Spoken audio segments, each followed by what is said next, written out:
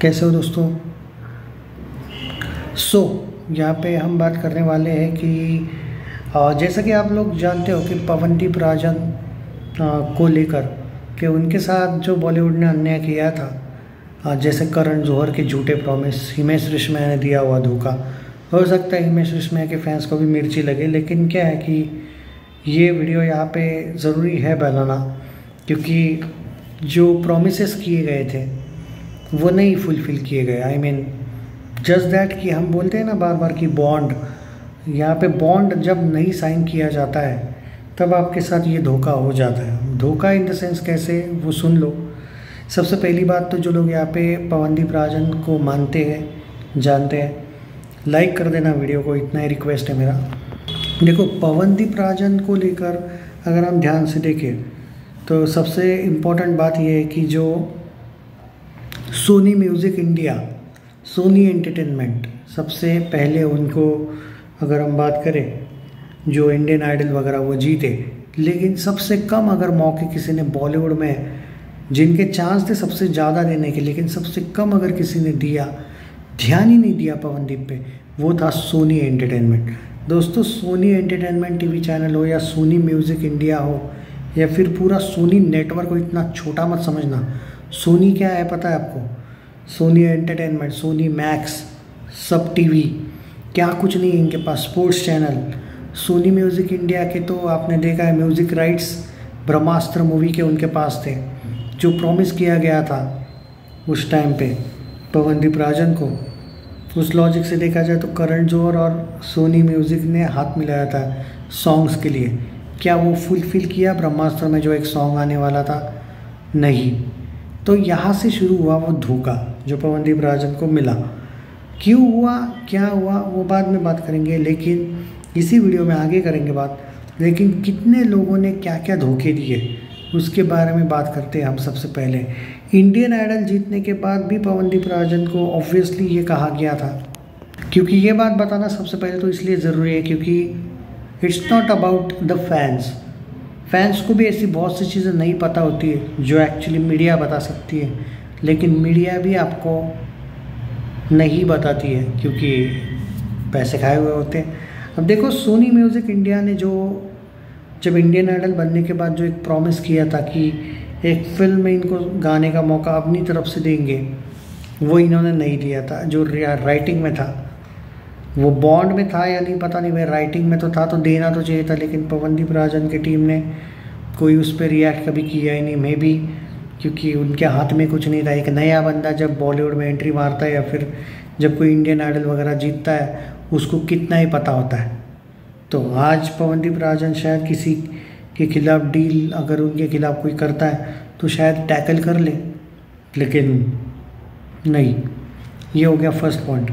दूसरा, करण जौहर ने तो खुलेआम बोला था अरुणिता को और पवनदीप को कि तुम मेरे अगले फिल्म में हो, और उसके बाद उसकी शायद फिल्में आई थी, सॉन्ग आने वाला था उनका। एक तो ब्रह्मास्त्र आई थी, एक लाइगर फिल्म आई थी, जुग जुग जियो आई थी, रॉकी रानी की प्रेम कहानी आई थी, और अभी तो सनी संस्कारी की तुलसी कुमारी आई। हालांकि इनमें से एक भी नहीं चली, वो बात अलग है, लेकिन क्या सॉन्ग दिया करण जौहर ने? इवन केसरी 2 आई थी, कुछ सॉन्ग वगैरह दिया नहीं दिया। ये एक सबसे बड़ा धोखा। सलीम सुलेमान की हम बात करते रहते कि वो हेल्पफुल है, ठीक है, मानता हूँ। सलीम सुलेमान दोनों भी, ये जो, चलो किसी एक को नहीं, मैं तो दोनों को ही बड़ा मानता हूँ। ये जो सलीम सुलेमान साथ में, इनके भी एक बार पास्ट देख लो आप, तो कुछ फिल्मों को इन्होंने संगीत दिया है। क्या इन्होंने कभी भी अपनी यूट्यूब चैनल को छोड़ के पवनदीप राजन को आउट ऑफ बॉक्स जाके कुछ दिया? कभी कुछ नहीं दिया।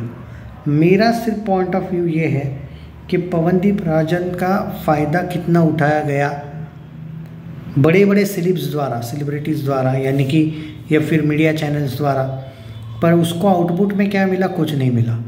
मैं सिर्फ यहाँ पे आई डोंट थिंक कि इस वीडियो का कोई फ़ायदा होगा, लेकिन इस वीडियो का शायद इतना फ़ायदा ज़रूर हो सकता है कि जो उसके फैंस हैं पवनदीप राजन के, उनको एक इनकरेजमेंट मिले कि नहीं भाई, हम पवनदीप को किसी भी बुरी मुसीबत, बड़ी मुसीबत में बचाएंगे, हम उसके साथ रहेंगे। कभी गलती से आपको लगता है कि पवनदीप राजन कहीं स्लो हो गया है तो उसको माफ़ कर देना, लेकिन उसको छोड़ मत देना एज अ फैन। ओके, तो करण जौहर का धोखा बताया, सोनी का धोखा तो बताया, सलीम सुलेमान ने कहा कुछ दिया भाई। जीत गांगुली का तो फिर भी मैं कहूँगा कि उनके बहुत बड़ी चैनल्स वगैरह सॉन्ग्स वगैरह उनका खुद का नहीं है, इसलिए मैं कुछ नहीं कहूँगा।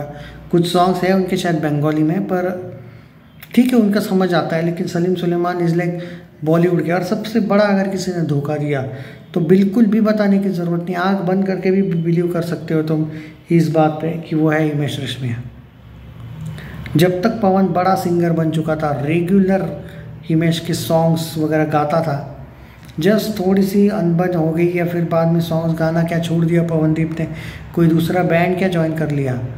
हिमेश ने जो बॉयकॉट किया पवन को कि बैड एस रवि कुमार जैसी फिल्म में भी आरू को सॉन्ग दिया लेकिन पवन को नहीं दिया। पर उससे पहले भी निहाल तौरो को सॉन्ग दिया तेरे साथ हूँ मैं, रक्षाबंधन अक्षय कुमार का सॉन्ग, लेकिन इसको नहीं दिया।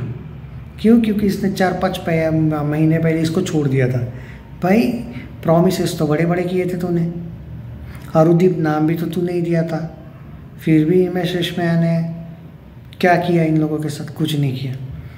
पॉइंट सिर्फ यही है ओवरऑल देखा जाए तो कि कितना बुरा इन लोगों के साथ हुआ है, पर्टिकुलरली पवनदीप राजन के साथ। मैं यहाँ पे उसको डिफेंड नहीं कर रहा हूँ, हो सकता है उसकी भी कोई गलतियाँ हुई होगी कुछ ऑडिशंस वगैरह में वगैरह, पर जब आपको कोई प्रॉमिसेस किए गए थे, आप इंडियन आइडल बने थे, कैसे पवनदीप का सिर्फ फ़ायदा ही उठाया इन लोगों ने। और ऊपर से कुछ लोग बोलते कि पवन फ़ायदा उठाता है। भाई साहब, अरे भाई पवनदीप के स्टारडम का लोगों ने फ़ायदा उठा के लोग छोड़ के चले भी गए उसको पता है ना किसकी बात कर रहा हूँ मैं। और तुम लोग बोल रहे हो इसकी नाम पे तुम्हारा चल रहा है। भाई क्या बोल रहे हो यार। दूसरी इम्पोर्टेंट बात ये है, इसीलिए मैंने कल जो वीडियो बनाया था ना, आपको लग रहा होगा कि मैं इस टॉपिक पे क्यों आया, यही कनेक्टिंग है। कल का वीडियो इस वीडियो से कनेक्टिंग इसलिए है कि इसीलिए बार बार बोलता हूँ कि पवनदीप राजन के पास अपनी PR टीम अच्छी चाहिए थी, जो नहीं है। एंड ओवरऑल भी आप देखो पवनदीप राजन के, जैसा कि मैंने पहले भी कल ही बताया आपको कि जब कोई उस पर क्रिटिसाइज़ किया जाता है, किया करते हैं उन पे, फिर भी ये आदमी कोई भी एक्शन नहीं लेता है उन लोगों पे। गलत है ये।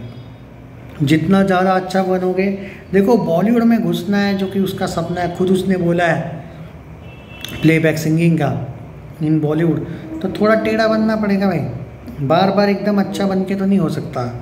भाई अरिजीत का भी स्वभाव देख लो, बहुत ही शांत किस्म का है, बट अरिजीत भी कुछ जगह पे इतना बेटर तो बना ही ना बाद में। ऐसा स्वभाव उसने भी तो किया फिर, क्योंकि बॉलीवुड में रहना है तो भाई तुमको यही करना पड़ेगा। तो थोड़ा सा स्ट्रांग होने की ज़रूरत है पवनदीप राजन को। यही मेरा कल का भी पॉइंट ऑफ व्यू था, आज का भी है। और झूठे झांसों में ना पड़े कि हम तुमको काम देंगे, हम ये देंगे वो देंगे। वो तो अच्छी बात है कि पवनदीप राजन उस चीज़ में बह नहीं गया और चलो मेरा काम सेठ ही करण जौहर के पास, तो मैं अब मेहनत ही नहीं करूँगा। अच्छा किया, पवनदीप राजन को पहले से ही पता था कि बॉलीवुड क्या चीज़ है। So all the best to him. But धोखे बहुत है बॉलीवुड में।